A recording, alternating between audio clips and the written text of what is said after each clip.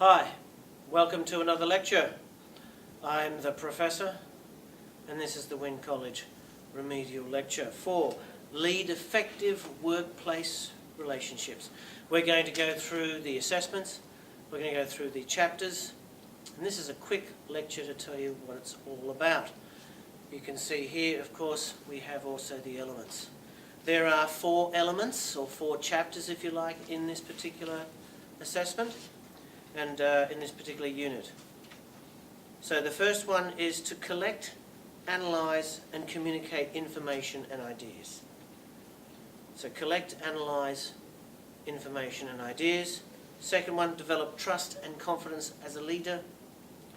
Develop and maintain networks and relationships. And of course, manage difficulties into positive outcomes. In other words, make a bad situation into a good. Let's go back to the beginning though. That's the really interesting part. So lead effective workplace relationships. Well, what does that mean? Well, for a start, what does effective mean? So if you are being effective, that means it's working. If something is, well, let's go to the opposite. If you hear that something is defective, it means it's broken. So an effective relationship is one that's working, it's working well. Now, once again, you're doing, this subject, although you're in Diploma of Accounting, you're actually in the leadership and management area of Diploma of Accounting, what we call management accountings. Okay, so let's say, for example, if you're doing tax accounting, this may not be that interesting for you. But if you want to be a management accountant, that means that you might work for one of the big firms, helping manage big businesses, and management accountants actually quite often become managers, not just what we call, well, the horrible term is bean counters. Okay, so you actually manage the day-to-day people, which is why there are leadership units within your subject. This is one of those leadership units, so it's the touchy-feely side of your course. Let's go back. So lead effective workplace relationships. You know me, I like to make it a little bit personal. We've just said defective is the opposite of effective. So let's make it a little bit personal, and somebody said to you, hey, I got a problem at home, I have a defective relationship with my girlfriend or boyfriend. You would be going, whoa, that's a bad relationship. Okay, it's not working, looks like they're going to break up. Okay, so the opposite is true. Somebody said, hey, my partner and I, we are just so effective. We have a really effective or a really good relationship. It's positive, we get things done. And in fact, if we go into that field a little bit further, a little bit of a story, there's an old, I guess it dates before Christianity, an old wedding ceremony which is known as hand fasting. And in the old days, and this is before the Druids, if a couple wanted to get together and wanted to be married, they would get engaged. But before they got engaged and went through this hand fasting ceremony, they would have to get up in front of the tribe and tell the tribe why they should be together. And of course, it wasn't just because I love him. That's not going to cut it. The tribe wanted to know, you had to explain as a couple, why you were going to be more effective for the tribe and more beneficial to the tribe and to each other as a couple rather than as 2 single units. If you couldn't prove that you were better as a team than you were as individuals. You were not permitted to get married. So in other words, if you couldn't prove that you had an effective relationship, you couldn't proceed. We don't do that today, which is probably why there's a worldwide 50% separation and divorce rate. It's not a bad idea. Now let's wind that forward and make it an effective workplace relationship. So generally speaking, I'm a manager, okay? Not generally speaking, but I am a manager. And a manager must be able to manage people. And if you like, before I get the job as academic manager here, as general manager, I had to prove to the owners that I could actually build better workplace relationships and make more efficient workplaces. So in other words, I had to prove that the college would become more efficient,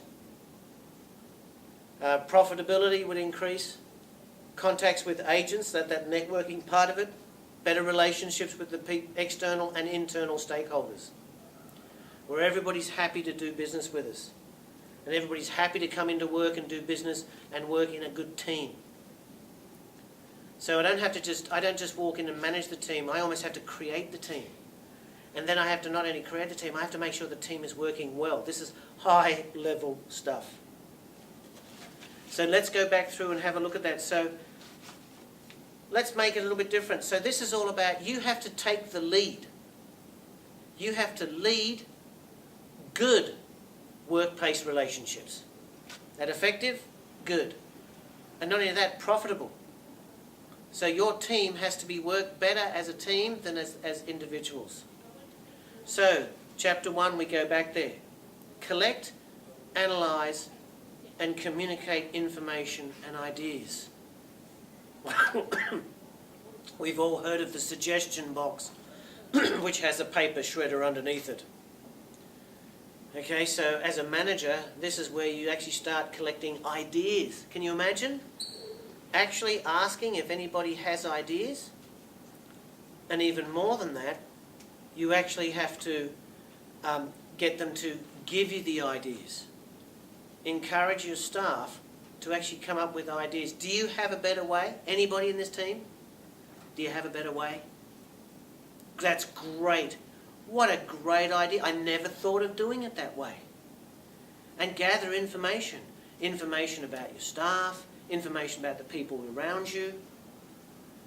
Do communication, good communication. And that's not just work, work, work. These days, the company that you work for, they demand your soul. And the people that you work with, you want their soul as well. You want them to live and breathe the company you're with. So that means that you can no longer just, it's not a 9-to-5 job anymore.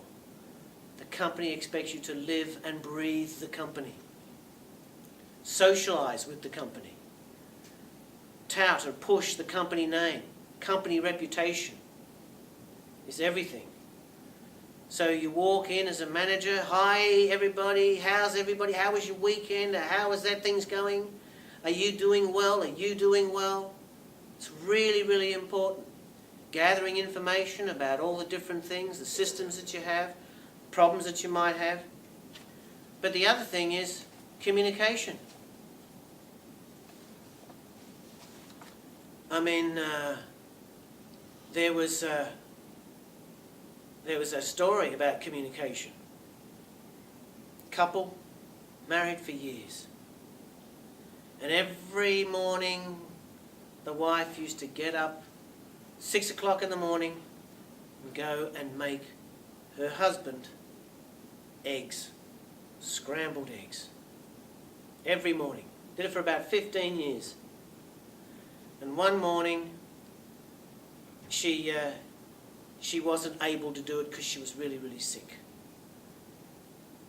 And she said, her husband says, I'm terribly sorry, darling.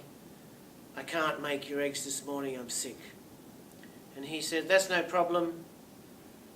I'll get up and make myself breakfast. And he got up and made himself breakfast. And he came back and he didn't have any eggs. And she said, what, you don't have any eggs? And he said, yeah. well, as I was making it myself, I thought I wouldn't do it. She said, but you love eggs. And he goes, actually, I'm sorry, honey, I hate eggs. I've always hated eggs. And she said, but your mother told me that on our wedding night, that you always liked eggs. The guy replied, yeah, my mother used to force them on me as a child, every day. Eggs, eggs, eggs, eggs. I couldn't believe it when I finally got married and I thought I'd leave that behind me, and then my wife starts making me eggs, eggs, eggs every morning. And of course she turned around and she said, but I hate making eggs in the morning. I was doing it just for you. Classic communication breakdown. They never talk to each other. And that's not a fake story, that's a true story. And you speak to couples that have been together for a long time and they'll be able to tell you those kind of stories. Once again, the workplace is no different. How good a communicator are you? The strong, silent type? How about, oh, I just email? That's a popular one these days. I just email. Right? Well, how do you know that email didn't end up in the junk bin?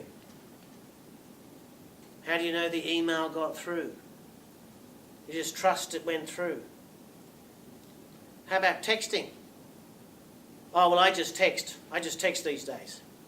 That might be why you texted, hey, honey, I'd love to, I'd love to see you one day and get rid of your old crime. Oops, just send it to the mother.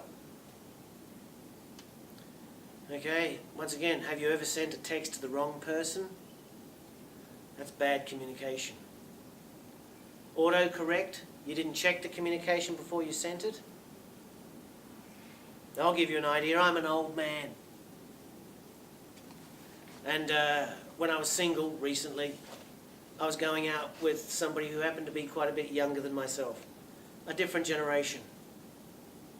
And I thought I was doing really well in this relationship because she used to sign off her texts LOL, which in my generation means lots of love.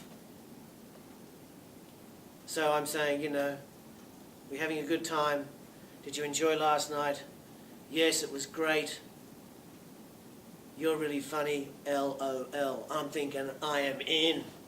It's fabulous, she loves me. I only found out there was a problem when she sent me a message one day and it said, my dog died. Got hit by a car. And I sent, oh, that's a shame. LOL. Yeah. She didn't speak to me for 3 days, and eventually I ring up and then I said, why aren't you talking to me? Why aren't you talking? And then, of course, I got the earful of, how big a bastard are you? All because two different versions of LOL. Yeah, that's a true story. Bad communication. Devastating. Chapter 2. Develop trust and confidence as a leader. Wow. How do you develop trust? Integrity. Be somebody worthy of trust. Once again, good communication. Be a good listener. Listen to what people are saying. The expression goes, don't throw people under the bus. Make sure you develop that trust. And of course, you know the rule, you have to earn trust. So as a manager, you have to earn the trust of your staff. They have to know that you've got their backs. Same with your customers as well, internal and external stakeholders. And they have to be confident in you as a leader. Well, how are they going to get confident in you if you don't talk to them, if you don't listen to them, if you babble? Oh, how about the leader that does, okay, everybody, we're going to have a meeting now, please. I don't really know what we can do. Does anybody have any ideas? I don't even know your names. Would you trust that person? Of course not. You expect that person to be engaging. And in Australia, you expect that person to look you in the eye. Okay? Tell the truth. Integrity. Chapter 3. Develop and maintain networks. Okay, so networks, and we're not talking about, sorry, to the computer whizzes out there, we're not talking about computer networks here. There was actually something before computer networks, and they were people networks. And that was the people around you.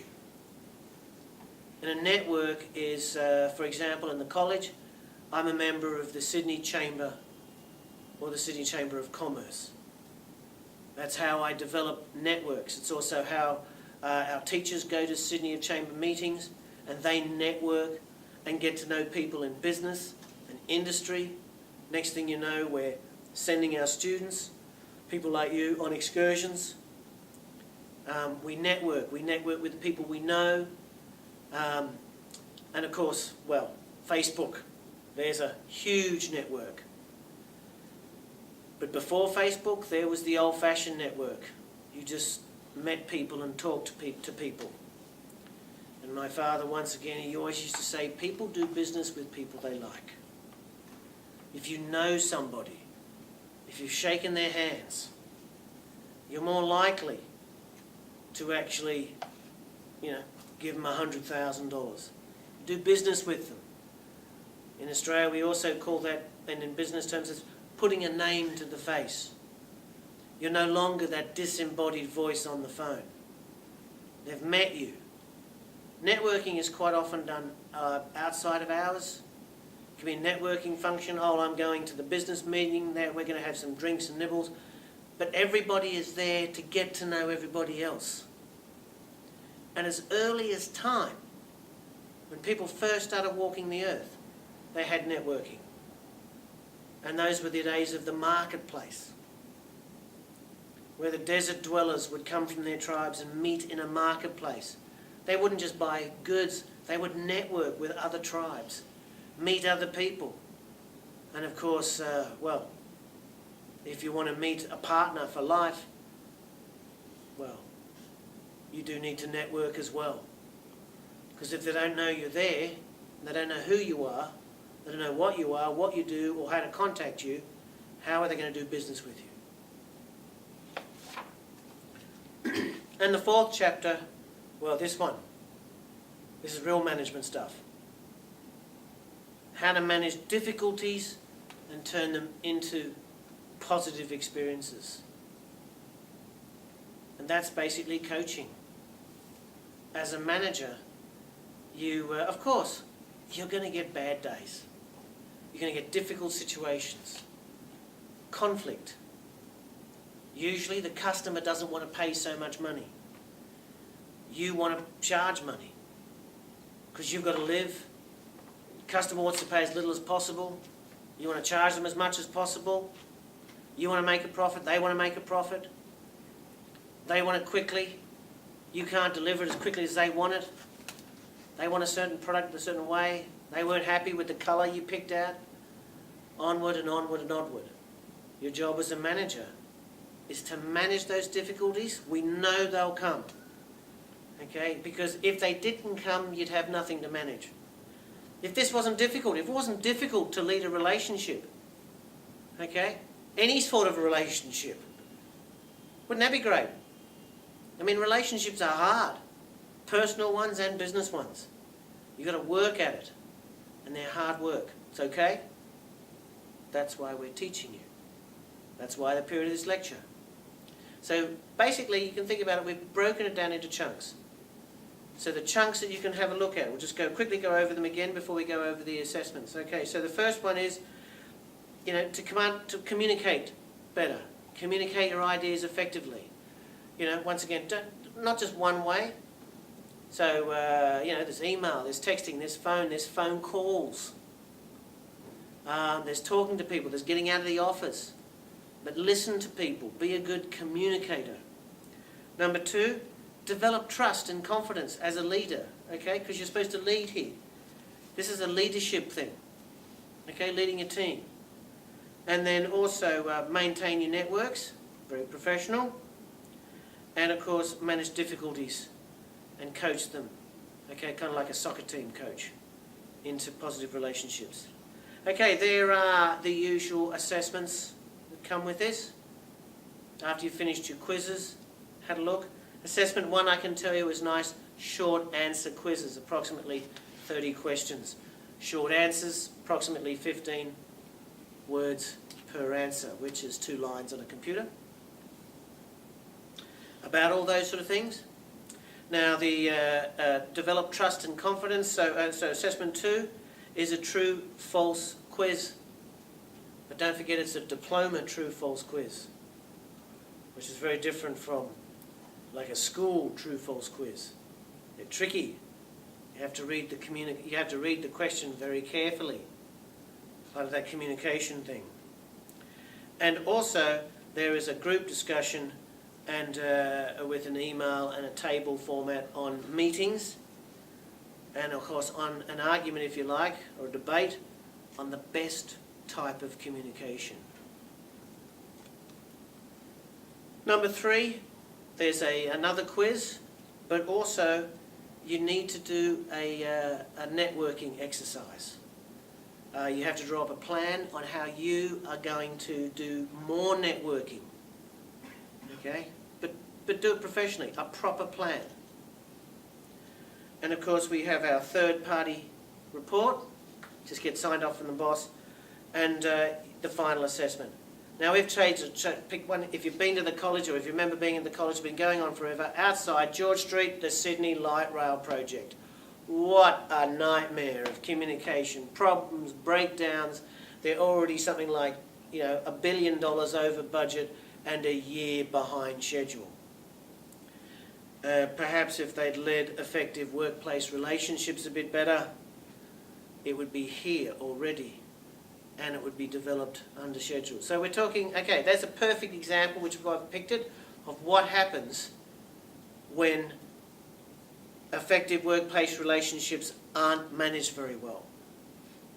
It costs the taxpayer, you, me, everybody else, an extra $1 billion, and we're without transportation for a whole year. An extra year. So it's a great example. And also there is another meeting, and this meeting is a bit of coaching, and where you get together and decide how is the most effective way for you to complete Diploma of Accounting. That's right, you're going to put your heads together and you're going to discuss what is the best way for you to pass Diploma of Accounting easily and quickly. So, once again, lead effective workplace relationships.